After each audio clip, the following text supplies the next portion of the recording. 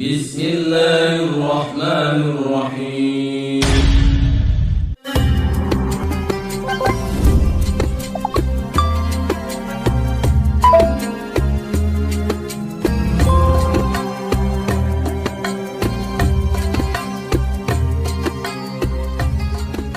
Berlik maqasidana waghfir lana ma madha ya wasi'al karmin ya rabbi bi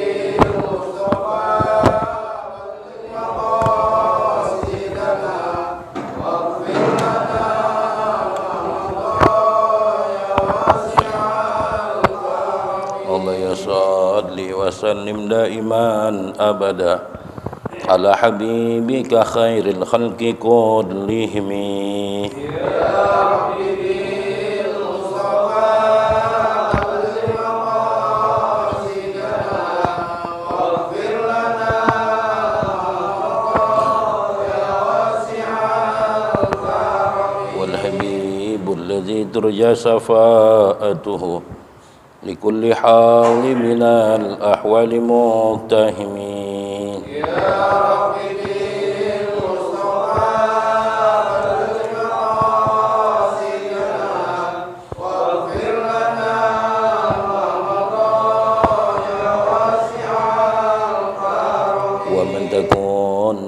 رسول الله نصرته إن تلقه الأسد في أجمها تجمي يا رب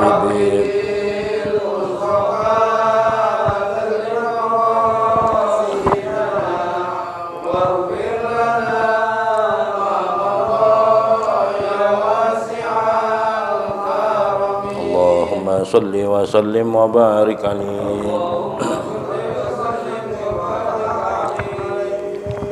Bismillahirrahmanirrahim. Assalamualaikum warahmatullahi wabarakatuh.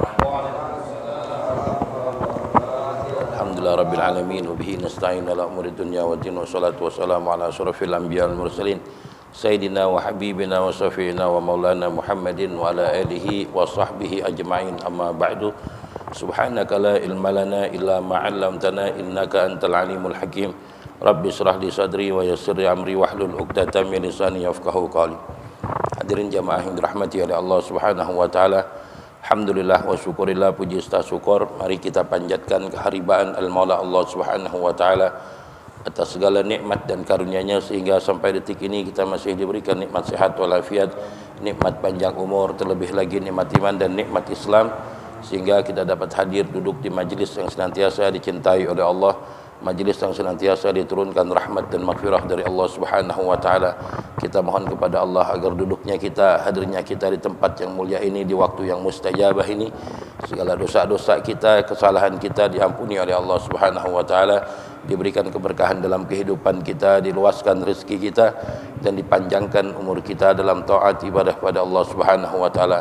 Untuk itu marilah kita awali ta'lim kita dengan baca suratul Fatihah. Kita niatkan Fatihah ini untuk orang tua kita yang telah meninggal dunia, guru-guru kita, nenek dan kakek kita, sanak famili kita, wabil khusus para pewakaf, para donatur yang telah menginfakkan sebagian hartanya di masjid ini. Bagi mereka yang masih hidup, Allah panjangkan umurnya, Allah mudahkan rezekinya, Allah mudahkan segala urusannya, Allah senantiasa memberikan taufik, hidayah serta inayah hingga yaumul qiyamah. Dan bagi mereka yang telah meninggal dunia, Allah terima amal ibadahnya, Allah ampuni segala dosanya, Allah luaskan kuburnya dan Allah jadikan kuburnya raudhah min riyadil jinan. Dan kita niatkan Fatihah ini biniati syifa untuk orang tua kita, nenek dan kakek kita, sanak famili kita, anak dan istri kita, wabil khusus untuk jamaah kita yang saat ini sedang sakit. Kita mohon dengan barokah suratul Fatihah agar segala penyakitnya diangkat oleh Allah Subhanahu wa taala, diberikan sehat walafiat dan juga senantiasa dipanjangkan umurnya dalam taat ibadah kepada Allah Subhanahu wa taala. Dan bagi kita yang sehat, kita minta kepada Allah agar kita senantiasa dipelihara dan dijaga oleh Allah Subhanahu wa taala. Ala hadhihi niyah wa ala kulli niyatin salihah wa ila hadratin Nabi Muhammadin sallallahu alaihi wasallam bi sirril asraril Fatihah.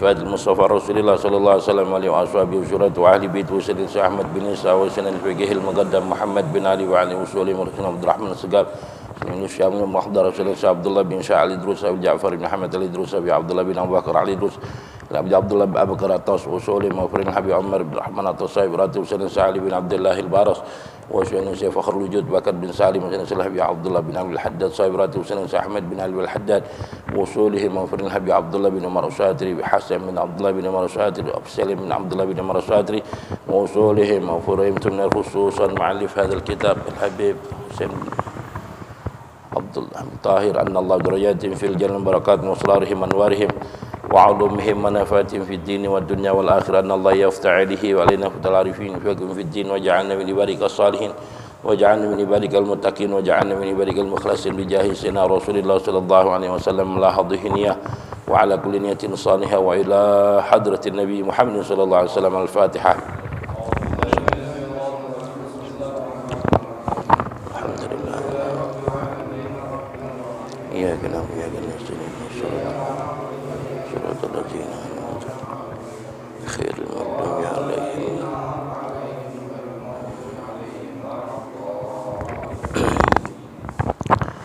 Bismillahirrahmanirrahim.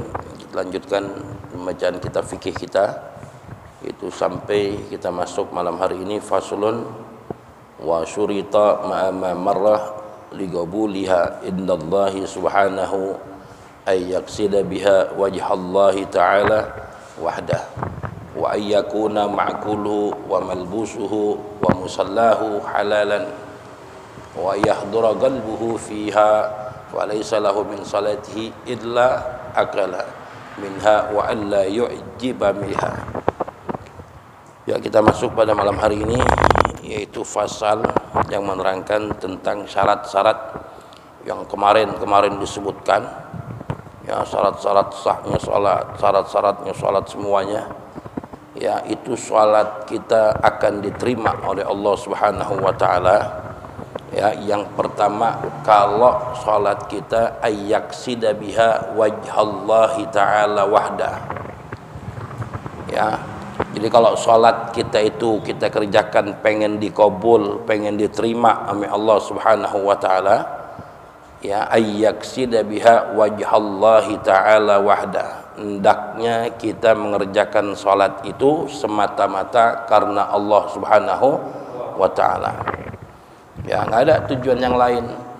Ya, tujuannya kita ibadah kepada Allah, ya tujuannya tidak lain mengharapkan ridha dari Allah dan juga taqarrub kita kepada Allah Subhanahu wa ta'ala. Jadi kalau tujuan kita mengerjakan ibadah salat itu bukan semata-mata karena Allah, maka ibadah kita bukan hanya salat, semua ibadah kalau tujuan kita bukan karena Allah, maka akan ditolak ibadah kita kepada Allah Subhanahu wa ta'ala. Kemudian wa ayyakuna ma'kuluhu wa malbusuhu wa musallahu halalan. Ya, yang kedua, selain kita semata-mata karena Allah mengharapkan ridha dari Allah Subhanahu wa taala, yang kedua wa ayyakuna ma'kuluhu malbusu wa musallahu halalan. Ya, jadi makanan yang kita makan, pakaian yang kita pakai, ya, yang kita tempati atau kita pakai untuk mengerjakan salat, ya, nah hendaknya semuanya itu dari barang yang halal. Ya, jadi makanan kita benar-benar ya dari rizki yang kita dapatkan, rizki yang halal.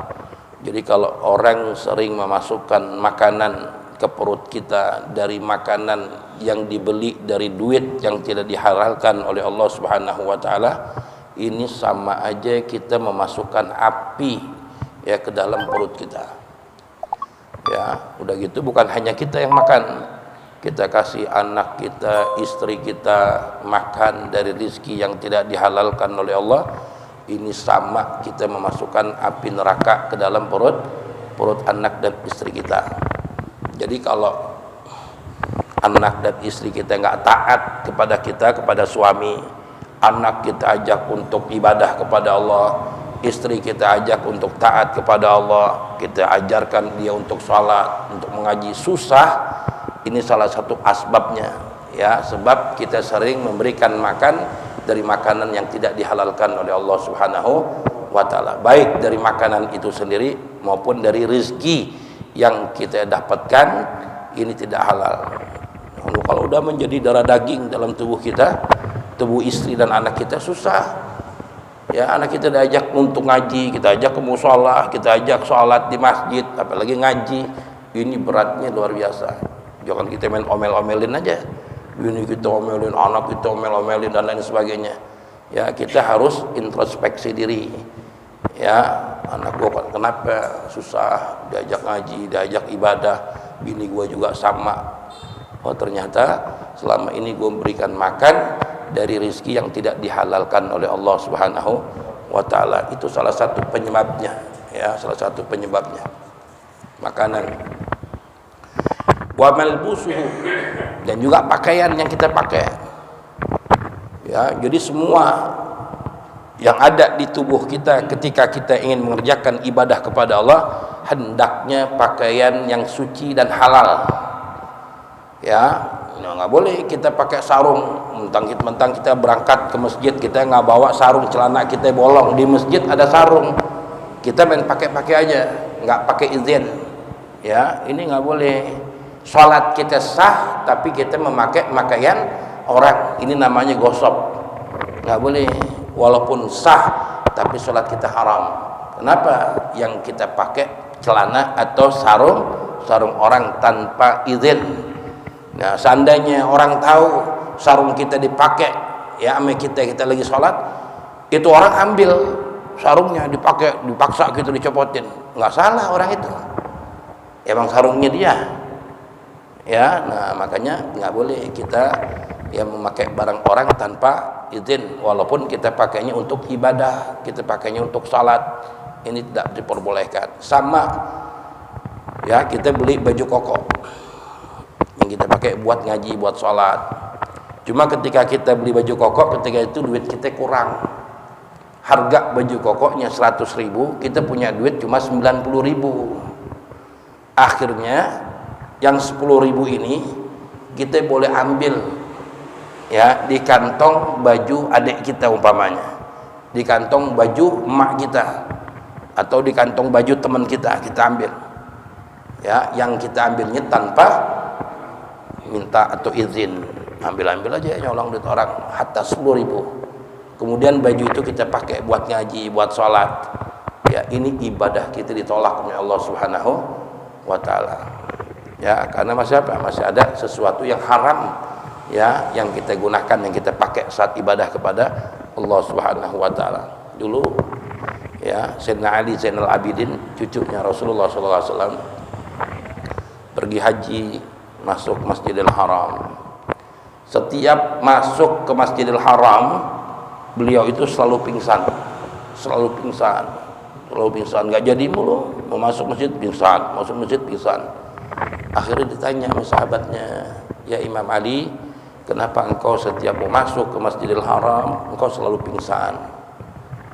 Ya, kata Sayyidina Ali Zainal Abidin, aku takut, katanya, sebab aku ingin menghadap kepada Allah. Aku takut yang aku bawa bekal untuk melaksanakan ibadah haji, ya, masih ada harta-harta yang tidak dihalalkan oleh Allah menempel di pakaian yang aku pakai, maupun, ya, ada di barang yang aku bawa. Ya, aku khawatir.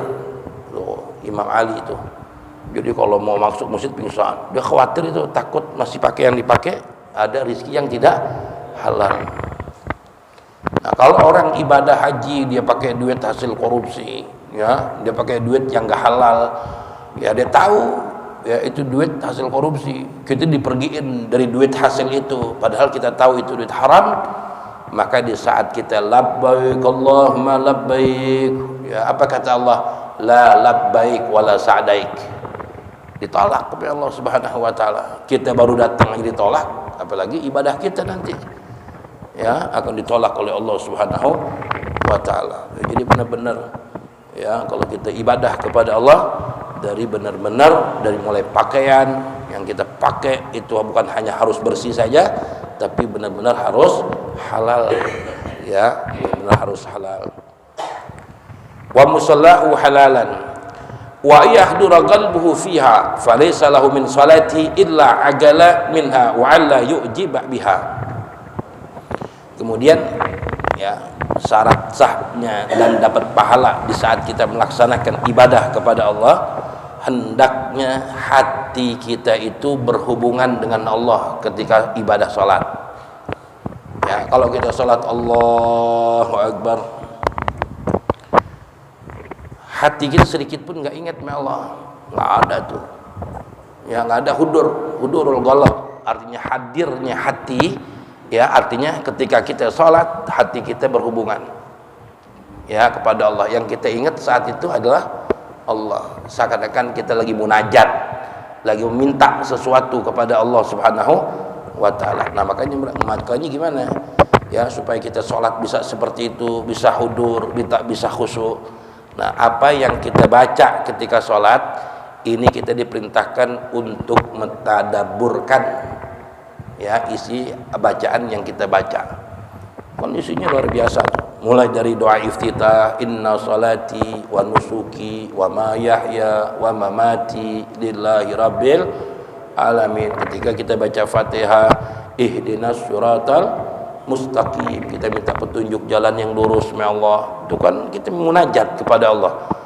Jalan yang lurus, jalan yang gimana? Ihdinas siratal mustaqim, siratal ladzina an'amta 'alaihim ghairil maghdubi 'alaihim waladdallin. Itu semuanya adalah permintaan kita ya kepada Allah di saat kita sholat. Itu kalau kita ya kita pahamin, kita tadabburkan apa yang kita baca di saat kita sholat, hati kita berhubungan terus kepada Allah Subhanahu wa Ta'ala. Ini enggak baca doa iftitah dia baca, baca Fatihah dia baca, tapi mulutnya qomat kamit, mulutnya baca, tapi hati pikirannya di pasar, di kantor dan lain sebagainya. Nah ini ya kata Al-Habib Al-Haddad mengatakan Allah itu akan memberikan pahala sholatnya seseorang ya sesuai kemampuan dia menghadirkan atau hatinya itu berhubungan dengan Allah Subhanahu wa Ta'ala.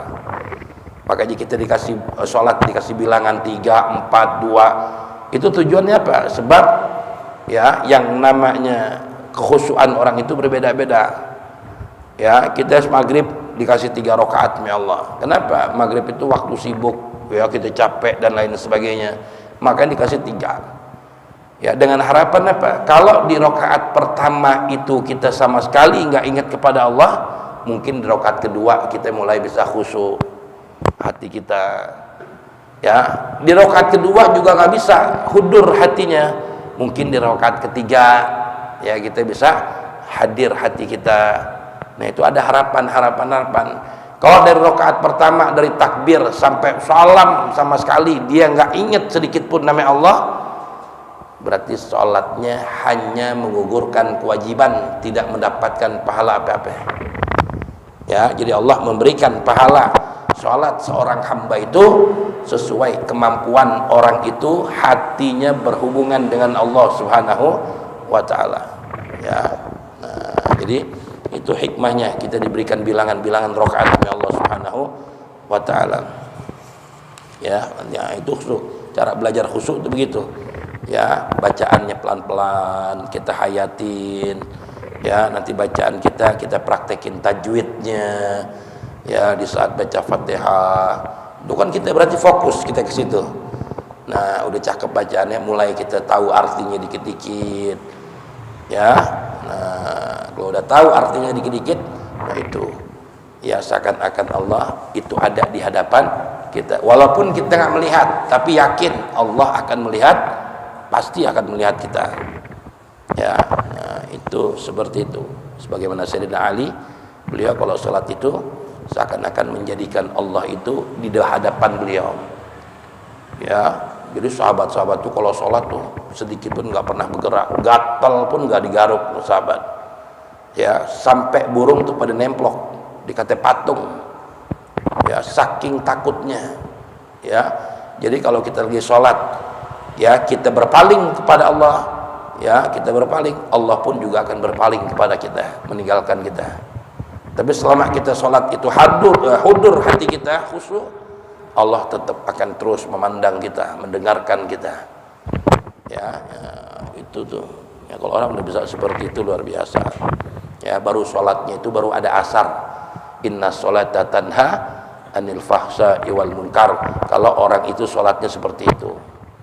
Ya, jadi jangan kaget orang sholatnya rajin, jamaahnya rajin. Ya, tapi maksiatnya juga masih rajin. Ya, berarti sholatnya belum tanha anil fahsya'i wal munkar. Nah, kalau sholatnya dia bisa mencegah perbuatan keji dan munkar, berarti sholat kita sudah semakin bagus. Ya, nah, kita diajak maksiat mulai takut. Yang namanya meninggalkan sholat takut dia. Ya, nah itu berarti menunjukkan ibadah kita mulai bagus, sholat yang kita kerjakan. Ya, buktinya apa? Ya, kita enggak terjerumus kepada jurang perbuatan dosa dan maksiat kepada Allah Subhanahu wa taala.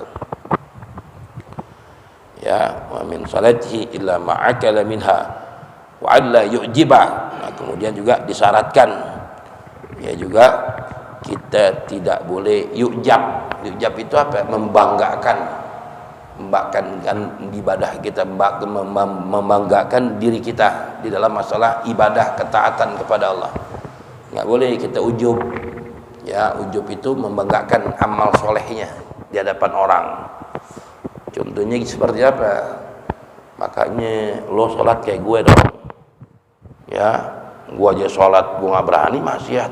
Lo sholat masih maksiat terus. Nggak boleh. Itu namanya ujub. Kita nggak boleh membanggakan amal soleh kita di depan orang. Nggak boleh. Kalau bisa justru ibadah kita itu orang nggak tahu. Ya, makanya kayak gue dong, lo sedekah banyakin biar rezeki lo lancar, usaha lo lancar kayak gue nih. Nggak boleh. Ya, kalau bisa sedekah kita orang nggak ada yang tahu. Kalau kita tiap hari sedekah, ya,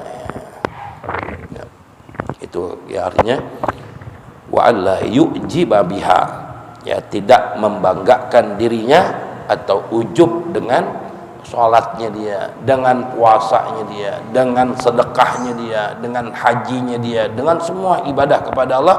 Nggak boleh kita ujub membanggakan diri di depan orang, ya, sebab belum tentu ibadah yang kita kerjakan diterima oleh Allah Subhanahu wa taala.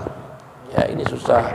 Makanya kita lihat ya, wali min auliyaillah, orang-orang soleh, ya, bahkan ada orang biasa-biasa aja sholatnya, ya, sholatnya biasa, yang wah seperti orang-orang masya Allah puasa tiap hari, zikir ribuan, enggak, ya, dia puasa sholatnya biasa, cuma ketika dia sholat benar-benar khusyuk, hudur hatinya, ya, sehingga punya asar. Ya, asarnya apa? Dia nggak berani, akhlaknya bagus. Jadi sholat itu juga termasuk, ya, mengajarkan kita akhlak, ya, kita sopan santun pada orang, ya, kita semakin takut kepada Allah. Makanya kan maknanya sholat apa? Di saat kita berdiri, makanya kita diperintahkan untuk berdiri tegak. Kenapa sholat suruh berdiri tegak? Ya, diumpamakan seperti kita hidup di dunia ini. Ya, jalan kita yang lurus, jangan bengkok-bengkok deh. Orang mau ajak sini jangan. Kita tahu tuh maksiat, jangan kita ikut. Udah tahu maksiat kita masih ngikut. Ya, makanya kita diri itu ketika sholat lempang lurus diri kita. Ini maknanya kita hidup di dunia itu, kita kalau bisa jalan yang lurus, istiqomah. Ya, istiqomah di dalam berdiri, istiqomah ketika kita hidup di dunia. Kemudian kita ruku. Apa maknanya ruku? Kalau urusan dunia jangan lihat ke atas, lihatlah ke bawah. Tapi kalau urusan akhirat boleh inti lihat ke atas. Ya, orang tetangga kita kaya, ya, kita jangan lihat ke atas, tapi lihat ke bawah. Alhamdulillah, gua walaupun punya motor, alhamdulillah tetangga gua masih naik sepeda sampai gini hari. Kita punya sepeda, kita syukurin, alhamdulillah gua udah punya sepeda. Tetangga gua sampai gini hari masih jalan kaki. Lihatnya ke bawah. Kalau urusan dunia, makanya makna ruku itu. Ya, maknanya dunia, lihat dunia itu ke bawah, jangan ke atas. Ya. Kemudian sami Allahu liman hamidah, ini termasuk rukun qasir. Enggak boleh lama-lama maknanya. Ya, ini maknanya apa? Kita hidup di dunia itu sebentar. Baina sittin wa sab'in, ukuran 60 sampai 70 tahun. Ya. Jadi maknanya ya tidak tu sami Allah liman hamidah. Ini rukun qasir. Maknanya kita hidup di dunia sekedar kita mampir. Ya, habis itu kita berangkat lagi. Ya, seperti itu. Ya, terus kita sujud. Ya, kita sujud artinya apa? Kita hidup di dunia tidak boleh sombong. Kenapa? Sebab kita tercipta dari tanah, dan tanah selamanya di bawah. Ya, tiap hari itu tanah kita cium. Ya, kalau kita disambit pakai tanah aja sakit. Ya, makanya kita nggak boleh sombong. Ya, kita sujud ke bumi, kita cium tuh tanah, kita cium ubin kita. Padahal tiap hari kita pijak-pijak tuh ubin, tapi kita diperintahkan ketika sujud cium. Ya, ini artinya kita hidup di dunia itu nggak boleh sombong, nggak boleh ujub, nggak boleh takabur. Ya, yang pantas sombong itu hanyalah Allah Subhanahu wa Ta'ala. Itu. Makanya ditutup salat itu dengan apa? Dengan salam. Artinya apa? Selamat. Orang kalau salatnya bagus, ya, salatnya benar-benar dia khusyuk kepada Allah, dan dia salatnya semata-mata mengharapkan ridha dari Allah. Salat yang dikerjakan semata-mata karena Allah, nggak ada yang lain. Kemudian pakaian yang pakai pakaian yang halal, makanan yang tiap hari dimakan pakai makanan yang halal. Ya, terakhir apa ditutup? Assalamualaikum warahmatullahi. Jaminannya kita akan selamat sudah dunia wal akhirat. Ya, jadi kalau kita hayatin itu salat yang kita kerjakan, masya Allah. Ya, perbuatan kita sehari-hari itu. Ya, makanya paling tidak dengan kita ngaji, ya, bertambah ilmu kita, semakin baik ibadah kita kepada Allah Subhanahu wa Ta'ala. Ya, kita lanjut sedikit nih, ini babnya sedikit. Ya, bismillahirrahmanirrahim. Faslun arkanus salati sab'ata asyara. Kita masuk kepada ya arkanus shalah, arkan jamak dari rukun. Ya, nah, rukun itu artinya apa? Ya, kayak RT, rukun tetangga, RW, rukun, ya, keluarga. Nah, rukun itu artinya apa? Janibu syai' al-aqwa, tiang-tiang, pinggiran-pinggiran, ya, yang saling menguatkan satu dengan yang lainnya. Itu namanya rukun. Ya. Nah, di dalam sholat itu ada tiangnya, ada pinggiran-pinggirannya, ada pondasinya. Ya, nah di dalam pondasi atau tiang-tiangnya sholat itu ada berapa?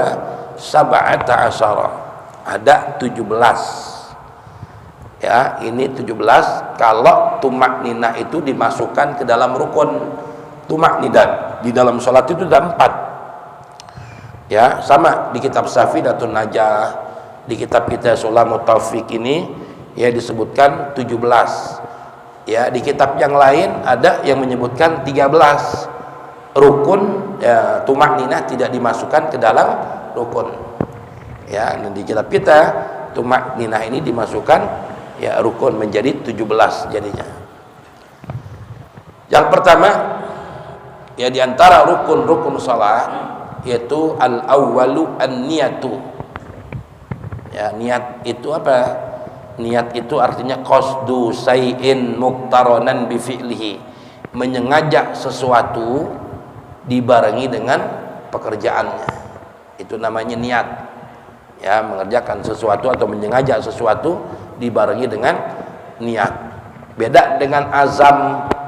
Ada niat, ada azam. Kalau niat harus dibarengin dengan pekerjaannya. Kalau azam enggak, ngomong dulu, kerjaannya belakangan. Seperti apa? Ntar malam gue pengen niat dah mau sholat tahajud. Itu sebenarnya azam. Ya, ngomongnya sekarang, sholatnya kapan? Ntar 2:30.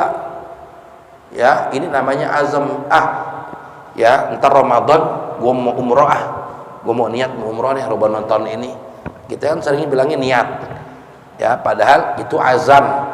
Ngomong dulu, ngerjainnya belakangan. Nah, cuma secara hukum ulama-ulama fikih antara azam dengan niat ini kedudukannya sama.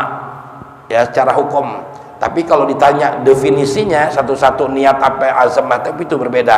Tapi secara hukum sama. Jadi nggak salah kalau ada orang bilang ntar malam gue pengen niat sholat tahajud, nggak apa-apa. Ya, secara hukum sah, boleh-boleh aja. Ramadan besok gue mau umrah, gue mau niat mau umrah, ya dibilang niat, ya boleh. Tapi kalau ditanya definisinya antara niat dengan azam, ini beda. Kalau azam ngomong dulu ngerjainnya belakangan, tapi kalau niat ya ngomong dengar ngerjainnya bareng, ya itu namanya niat. Yang pertama an-niat, ya an-niat bil qalbi, di dalam hati. Jadi letaknya niat di dalam hati. Wa talaffadzu biha sunnah, kalau dilafatkan niat salat itu ini sunnah, ya kata Imam Syafi'i, ya kita menyebutkan ketika sholat usolli fardal maghribi 3 rakaatin mustaqbilal qiblati adaan makmuman atau imaman lillahi ta'ala, itu kan kita ucapin tuh niat, ya baru apa yang barusan kita ucapin ini kita masukin ke dalam hati sambil kita takbir Allah.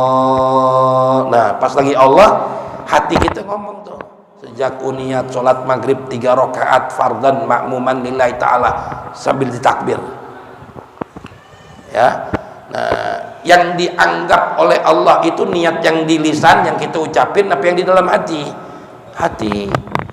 Walaupun kita niatnya sholat maghrib tapi yang kita kerjain isya, kita sholat isya salah niatnya, maghrib gitu niatnya padahal sholat isya, tapi hati kita isya, mulut kita salah ngucapinnya tadi, yang dianggap sah hati.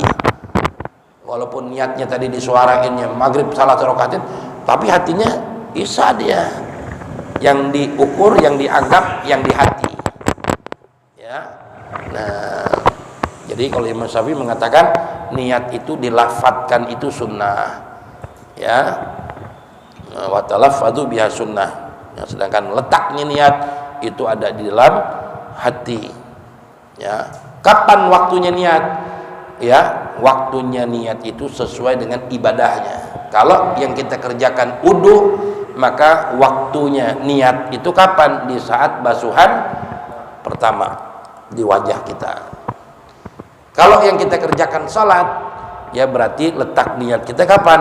Inda takbiratul ihram, di saat kita takbiratul ihram, kan dibarengin tuh. Ya, cuma ada satu ibadah antara niat dan pekerjaannya nggak bisa dibarengin. Apa? Yakni ibadah puasa. Puasa Ramadan susah gimana mau ngebarenginnya, ya. Nah karena ibadah puasa itu sudah ada waktu khusus, ya mulai dari maghrib sampai menjelang azan subuh, ya itu waktunya niat dalam puasa, nggak bisa dibarengin, ya hanya ibadah puasa. Kalau yang lain antara niat dengan pekerjaannya harus dibarengin. Jadi al-awalu an-niyatu bil qalbi, ya lil fi'li wa yu'ayyinu zata sababi wa yanwil faridah, ya fil fardi wa yaqulu bihaitsu yasma' nafsahu ka kulli ruknin qawli Allahu akbar, ya. Nah jadi niat ini ada maratib, ada tingkatan. Kalau sholat yang kita kerjakan itu sholat fardu, maka kita diwajibkan untuk ta'yin. Pertama, kita sholatnya sholat maghrib umpamanya, ya kalau sholat kita pengen sah, ya, kita harus menyebutkan usolli, fardunya harus disebutkan. Terus yang ketiga nama sholatnya. Kalau urusan ya kita, ya yang penting gini, usolli fardhu maghribi Allahu akbar sah, ya walaupun dia nggak menyebutkan apa salasa rakaatin mustaqbilal kiblati adaan atau makmuman atau imaman lillahi ta'ala, ya menyebutkan bilangan, menyebutkan kiblati, ya itu hukumnya sunnah.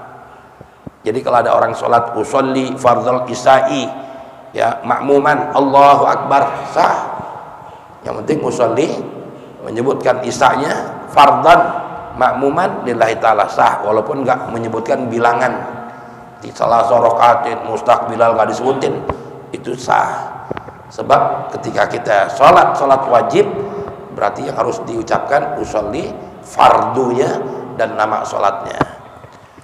Nah kemudian tingkatan yang kedua, kalau sholat yang kita kerjakan itu sholat sunnah, ya, yang punya sebab. Sholat sunnah itu ada sholat mutlak, ada sholat sunnah yang punya sebab. Ya, sholat sunnah yang punya sebab seperti apa?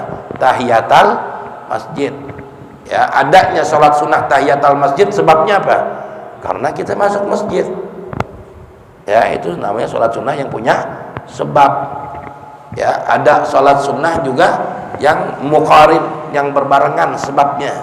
Seperti apa? Gerhana matahari, gerhana bulan. Adanya gerhana, kita disuruh sholat bareng sebabnya. Ya, ada sholat sunnah yang berkaitan dengan waktu. Ya, sholat sunnah yang berkaitan dengan waktu apa? Sholat duha, waktunya pagi, nggak ada sholat duha malam. Ya, nah kemudian sholat tarawih, waktunya hanya di bulan Ramadan, Idul Fitri dan Idul Adha. Ya, ini sholat sunnah yang ada waktu yang berkaitan dengan waktu. Nah, ketika kita pengen sholat itu, niatnya gimana? Cukup kita menyebutkan usolli dan nama sholatnya apa? Usolli sunnatat duha, usolli sunnatat tarawih, ya, usolli sunnatal apa? Tahiyatul masjid umpamanya. Ya, nah itu sebutin cukup usolli sunnah nama sholatnya apa? Nah, itu marotib yang kedua. Nah, tingkatan yang ketiga yang paling rendah yaitu sholat sunnah mutlak yang tidak dikaitin dengan waktu dan juga nggak dikaitin dengan tempat. Kapan aja waktunya kita sholat mutlak ini sah. Ya, terus gimana niatnya? Cukup usolli Allahu Akbar, sah. Jatuhnya sholat sunnah mutlak. Usolli rakaataini Allahu Akbar, mutlak. Ya, sebab nama sholatnya nggak ada ya. Ya, beda dengan usolli sunnatat duha. Nah, ya, usolli tahiyatul masjid. Ya, nah itu sholat sunnah yang punya sebab. Ya, kalau sholat sunnah mutlak nggak ada sebabnya. Kapan waktu, di mana tempatnya, dia boleh sholat. Ya, cukup usolli Allahu Akbar, saya sholat Allahu Akbar. Ya, usolli rakaataini Allahu Akbar, nggak apa-apa. Itu jatuhnya sholat sunnah mutlak. Nah itu tingkatan ya niat di dalam sholat. Maka di sini ya al-awalu an-niyat bil qalbi lil fi'li wa yu'ayyin, ya harus fi'li wa ta'yin, ya menyebutkan nama sholatnya, ya, kemudian usolli, ya bil fi'li itu, lil fi'li itu artinya usolli, wa ta'yin menyebutkan nama sholatnya apa kalau sholat fardu, ya, kemudian wayanwil fardiyah dan menyebutkan fardunya, ya, kemudian lil fi'li wa yu'ayyin zata sababin.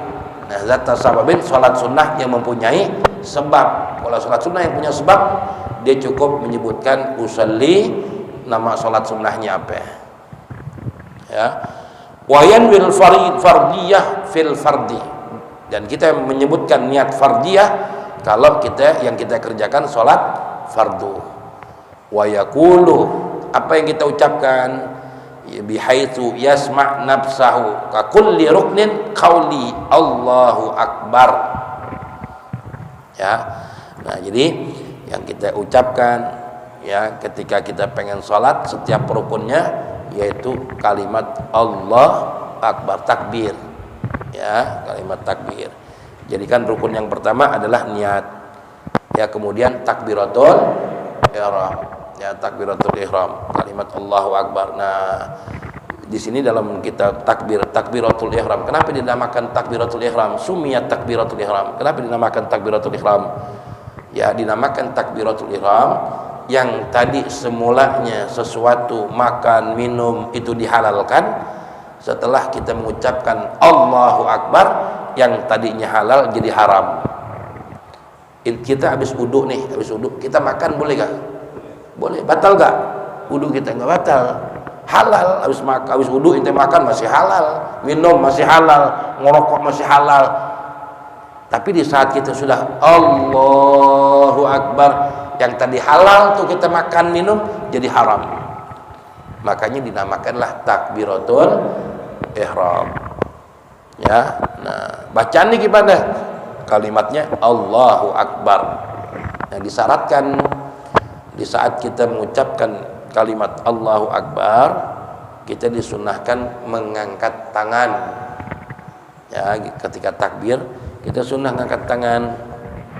Ya, seperti apa? Ya, posisi tangan kita semula di samping masih. Ya, ketika kita Allah angkat bareng.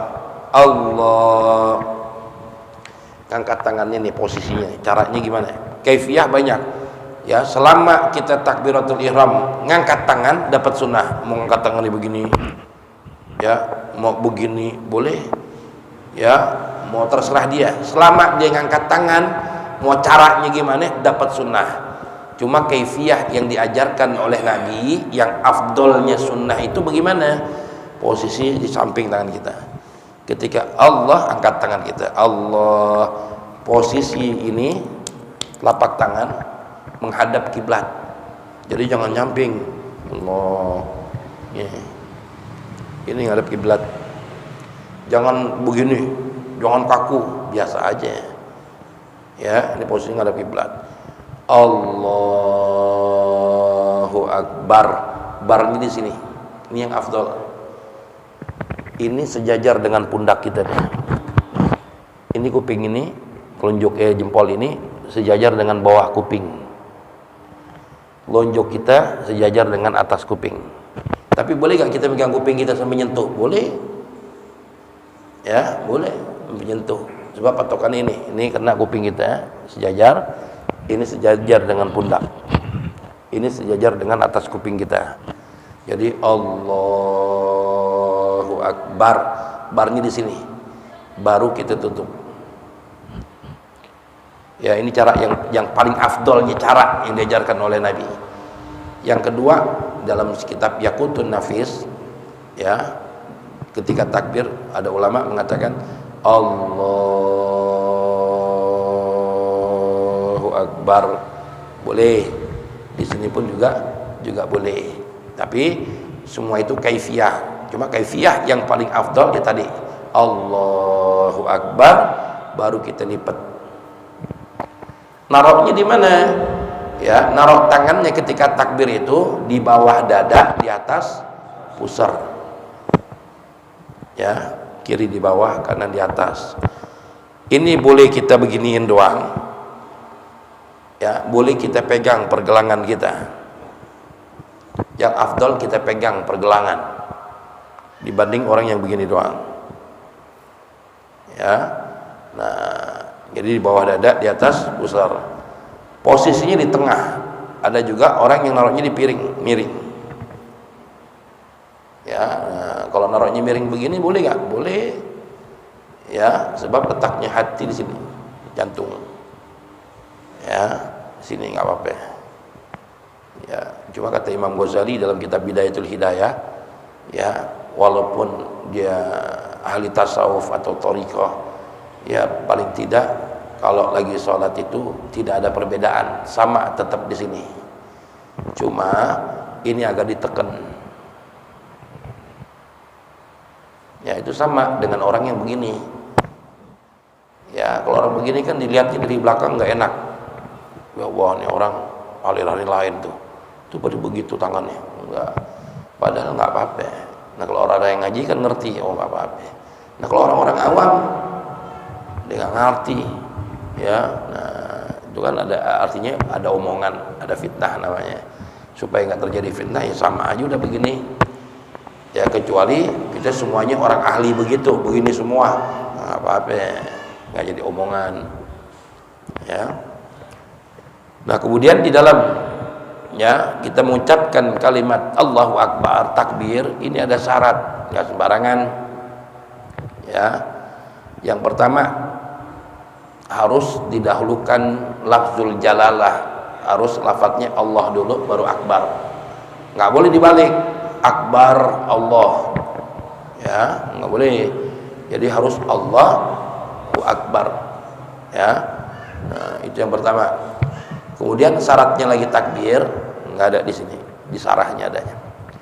Ya, syarat yang kedua, nggak boleh ya alla yamudda, ya nggak boleh dipanjangkan ya di lafaz Allah di lahunya, ya dipanjangkan di lafaz Allah, lafzul jalalahnya. Allahu ada wawu, ada huruf wawu, baik disukun maupun di fathah. Contohnya yang disukun apa? Allahu Akbar, Allahu Akbar, nggak boleh ya. Atau antara lafaz Allah di tengah-tengahnya ada huruf wawu baru akbar, Allahu Akbar, wakbar, nggak boleh. Terus Allahul Akbar, Allahu Akbar. Atau ada alif lam ma'rifat masih boleh, Allahul Akbar masih boleh. Yang nggak boleh itu Allahu Akbar. Sama, bukan sholat aja, azan pun juga jangan Allahu Akbar, Allahu Akbar, ya nggak boleh. Allahu Akbar, ya Allahu Akbar, Allahu Akbar, nggak boleh Allahu Akbar, Allahu Akbar, nggak boleh juga. Atau huruf ba-nya ditasdid, Allahu Akbar, Allahu Akbar, nggak boleh ya. Atau ba-nya dimat, dipanjangkan, Allahu Akbar, Allahu Akbar, nah nggak boleh. Azan juga sama, Allahu Akbar, Allahu Akbar, nggak boleh ba-nya dipanjangin ya. Allahu Akbar, Allahu Akbar, ya itu. Nah itu diantara syarat ya. Dan juga tidak boleh terputus ketika kita takbir ya, Allah Akbar ya, nggak boleh juga ya. Misalnya dari sujud dari rakaat kedua, Allah pas tegak bar, nggak boleh, kecuali uzur di orang tua ya, napas dia nggak sampai ya, itu lain ya. Wallahu a'lam bishawab. Silakan mau tanyain.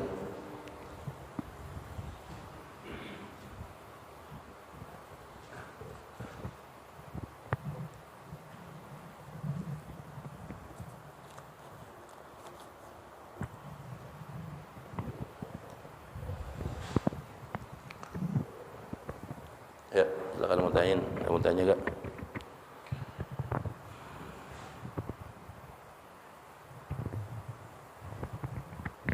Itu pakai tadi tidak disebutkan rakaatnya gitu. Misalnya kan usul kalau Israel barokatin, misalnya rakaatnya nggak disebut di dalam usulnya tadi, tapi di dalam hati juga nggak disebut, nggak apa-apa. Nggak apa-apa ya. Menyebutkan rakaat, mustaqbilal kiblati, adaan lillahi ta'ala, ini sunnah ya. Jadi kalau yang kita kerjakan itu sholat fardu, cukup usolli fardu, nama sholatnya apa? Makmuman lillahi ta'ala, Allahu Akbar, cukup ya. Nah, tapi yang afdal gimana? Yang afdal ya komplit, usolli fardal maghribi salasa rakaatin mustaqbilal kiblati adaan ma'muman lillahi ta'ala, itu lebih bagus, sempurna ya. Nah, itu lebih bagus ya, fardunya dapat, sunnahnya dapat. Jadi maksudnya kita cukup usolli fardu nama sholatnya. Kalau ada orang yang niati gitu, kita jangan kaget, itu sah ya. Ada imam usolli fardal maghribi, Allahu Akbar, imam dia, kita dengar, wah usolli pada maghrib doang, nggak nyebutin bilangan dia ya, nggak nyebutin imaman, padahal kan dia jadi imam ya. Nah kalau orang jadi imam, menyebutkan imaman itu juga termasuk sunnah. Kalau makmum menyebutkan makmuman, itu wajib hukumnya ya. Sebab artinya jamaah apa sih? Irtibatu salat makmum alal imam, ikatan antara salatnya makmum kepada imam. Kalau makmum pengen ada ikatan dengan imam, dia harus niat makmuman Makanya wajib makmum itu niat makmuman. Kalau imam sunnah, niat imaman itu sunnah, terkecuali 4 sholat. Imam sholat Jumat itu baru wajib imaman lillahi ta'ala. Sholat jenazah, sholat mu'adah, nah itu baru wajib tuh, imamnya niat imaman lillahi ta'ala. Kalau sholat yang fardu 5 waktu, ya imam tidak diwajibkan niat imaman lillahi ta'ala, ya. Nah, tapi kalau dibaca gimana? Ya tadi sempurna. Usolli fardal maghribi 3 rakaatin mustaqbilal qiblati, ya adaan imaman lillahi ta'ala. Lebih cakep. Ya, kalau makmum itu wajib menyebutkan makmuman. Ya, sebab kalau dia nggak menyebutkan makmuman tapi dia jamaah, nggak dapat pahala jamaah. Sebab belum ada ikatan dengan dia, dengan imam dia. Itu. Ya, silakan.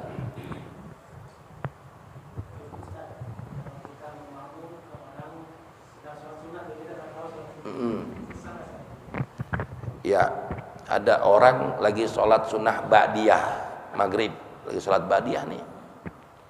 Ada orang baru datang, menyangka kita lagi sholat maghrib, dicoleklah kita dijadiin imam. Ya, terus ya, kita bagaimana ngasih taunya orang ini bahwa kita sholat sunnah? Kita kasih isyarah, boleh pakai tangan. Ya. Nah, kalau kita kasih isyarah orang ini nggak paham, masih tetap ya jamaah dengan kita, ya nggak apa-apa. Dapat nggak pahala jamaah dia nih? Dapat tetap.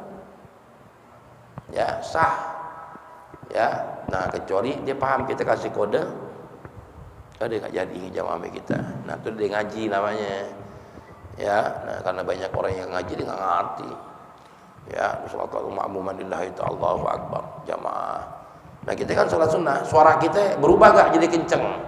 Tak usah orang kita mau sholat sunnah, kecuali memang kita lagi pas sholat maghrib kurang 1 rakaat, dia masuk. Nah, ketika kita dijadikan imam, ya suara kita kencengin.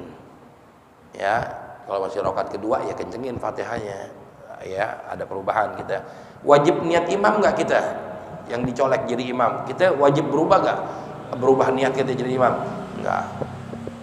Ya, tak usah berubah, udah otomatis.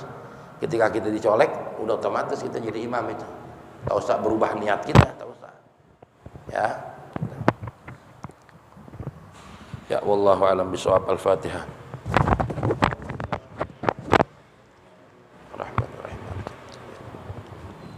Ihdinas siratal mustaqim, siratal ladzina an'amta 'alaihim ghairil maghdubi 'alaihim waladdallin. Amin. Wa fa'alna karim. Ya Arhamar Rahimin, bihaqil Fatihah, bisiril Fatihah, bikaramatil Fatihah, iftih lana babal khair, waj'alna min ahlil khair, wakhtim lana bil khair. Allahumma rizukna fahaman nabiyyin, wa habdil mursalin, wa hamal malaikatil muqarrabin.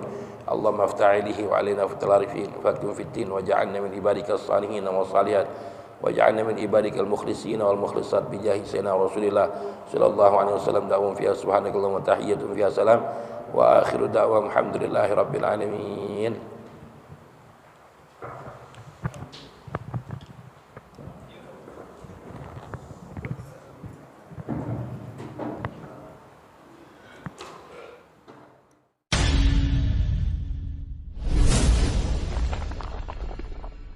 Bismillahirrahmanirrahim.